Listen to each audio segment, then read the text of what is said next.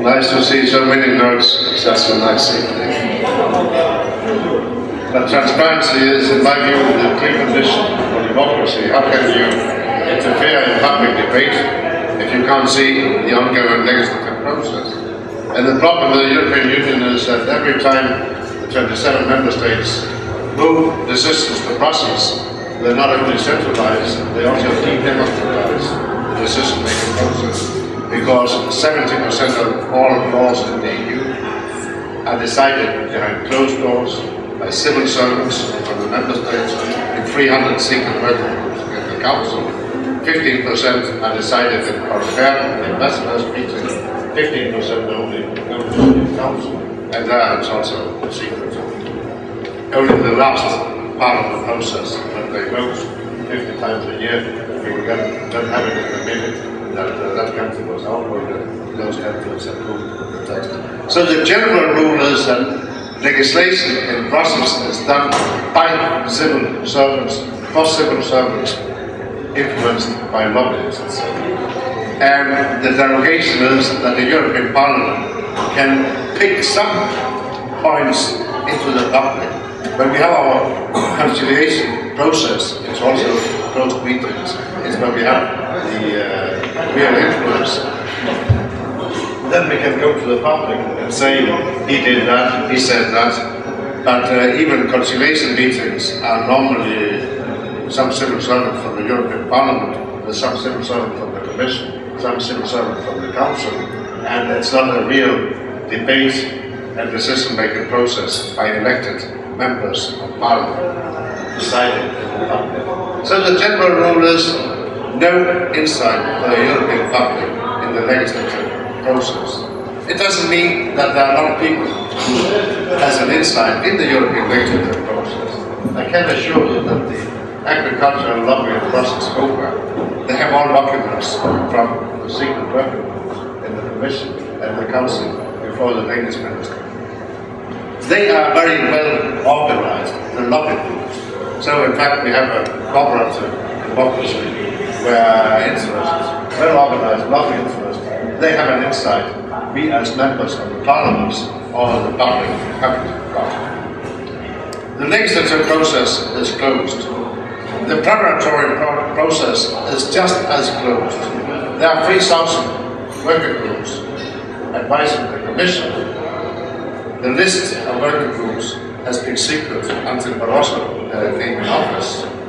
The names of the advisors are still secret. The minutes, the agendas for their meetings, the working documents are still secret. So there's no access to the preparatory process in European lawmaking. But it doesn't mean that lobbyists are not well informed. They are. If you have €1 million, you can have all the documents you need from the decision-making process. But if you have not €1 million,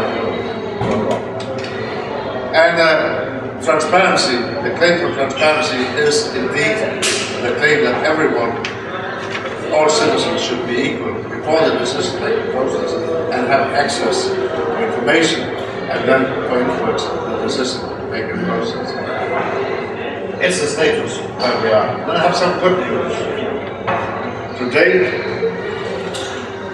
I have to thank Mr. Barroso because they have now decided to establish a register with all the names of the advisors in the 3,094 secret working groups in the Commission.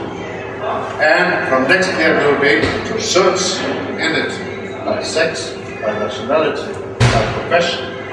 Then we will, for instance, be able to see that in the advisory committee of tobacco, there are 14 from the producers, 6 from industry, 6 from those who sell it, 1 from the workers of Europe, and no one from health.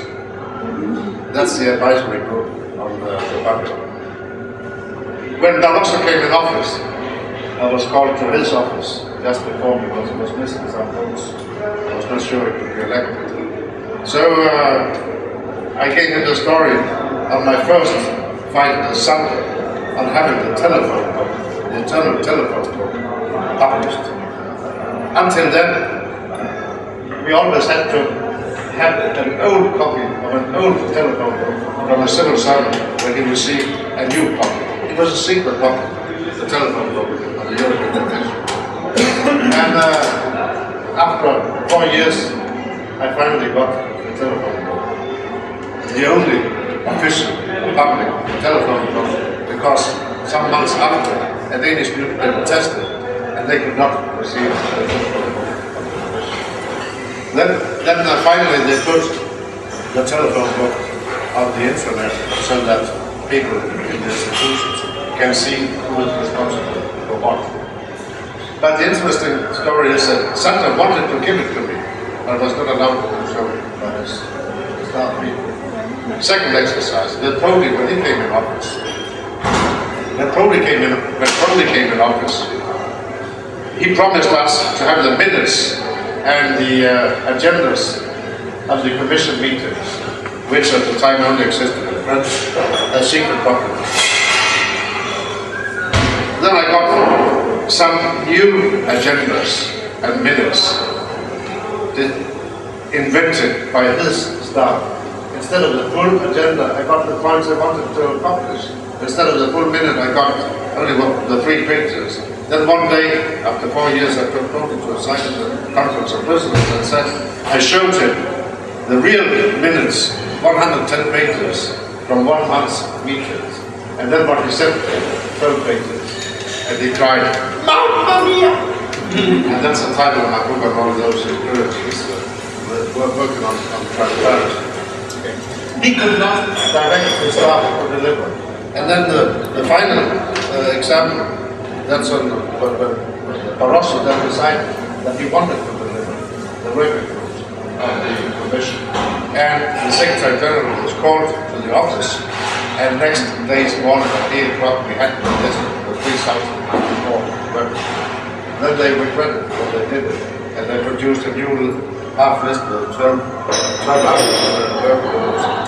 But now finally, we had a decision in the Budget Control Committee that we will put all the money into reserve so that there will be no meetings any longer unless they deliver. And therefore the gift today is that we have nothing consistent. So the fight for transparency will win, but it's a long way to go. Thank you very much. Now we can get back. Every time